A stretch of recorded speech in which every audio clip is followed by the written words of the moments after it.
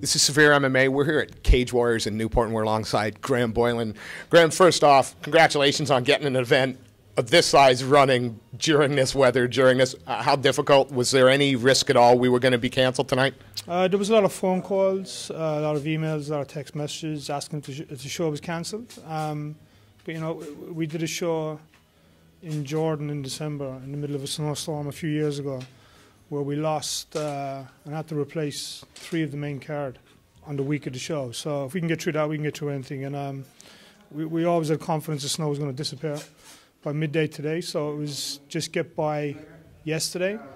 And the team pulled together. We had a list of everyone who had 4x4s, people who got stuck that we really needed, strategic people for lighting rigs, for TV, for OB trucks, and people who we had just literally dropped what they were doing, got in the 4x4s, the vehicles that could deal with the snow, and went and collected on some were 4-hour round trips to get these people to the venue in order to build the show. So I never thought I'd see the day where you need a 4x4 in the UK to actually go and collect somebody, but we needed them yesterday, and we got a team of guys to do it. It says something about the popularity of the event that you go out into the arena now, and you couldn't tell that there's been any issue with snow at all. You've got to be pleased with the turnout here. Yeah, it was full. Look, it was full steam ahead until 3 o'clock today. If we at 3 o'clock today, if we didn't get this going, then we would have cancelled it. But there was no negativity on this isn't going to happen.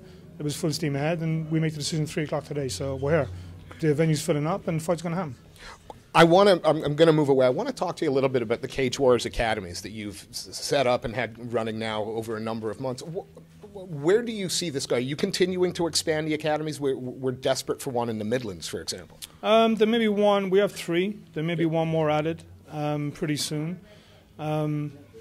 Interesting that you touch on this subject, because we've got a massive announcement coming this week on the academies, where there's going to be something for the amateurs in Europe to aim for. And that will all come down to a grand finale, probably Cage Warriors 100, which they're going to build up to over this year. And we're going to announce how it's all going to work, when it's all coming out. Probably this coming week. We still got a few meetings with the heads of academies, and we've got to put that 4-1 in place. But there's been nearly 3 or 4 full days of strategy sessions, as you would call them, over the past 2 weeks. It's now finished, it's done, and the information will be released this week. Part of me wants to spit it all out to you, but I can't, so I've got to speak to the guys. Without giving it a whole lot away, yeah. one of the things we've talked about, certainly Sean off camera, and about the academies, is bringing the champions and putting, you know, the Southeast first, the Northwest first. Are we looking at something along that route?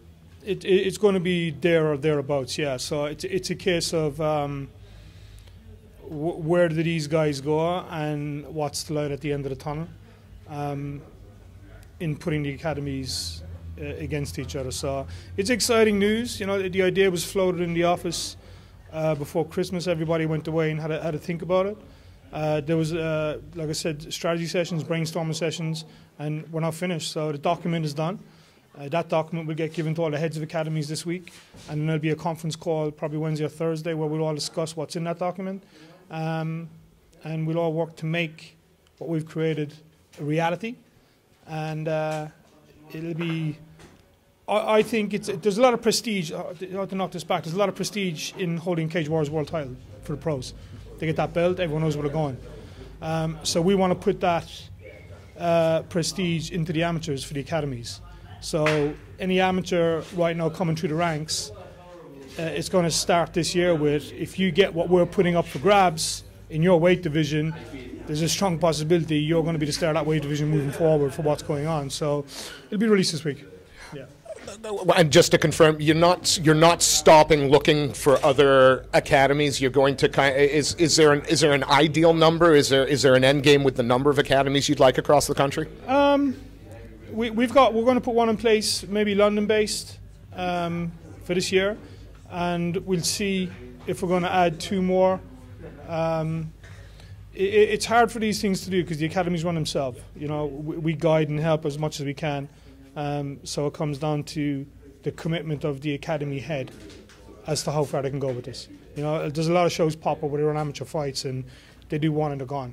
They maybe do 2. Yeah. you know. But the guys that we have in place, they're in it for the long haul. So we want people who are in the sport for the long haul. Let's talk about Cage Warriors, the pro promotion then. For a moment, you're going back to Scandinavia. You're going to Sweden for the first time, if I'm right. Yeah. Again, are we looking for more growth in Europe, or is it sort of a couple of cities a year and build it slow still? Slowly. You know, we brought it back from a hiatus, and we said it'll come back bigger and better. I believe we've done that in the UK now. The baby steps are done, so now we're going to start taking a few faster, bigger steps. So it's this year it'll be foot to the floor. We hit Sweden April 28th. 3 weeks later we hit Antwerp in Belgium. We've got something lined up for July.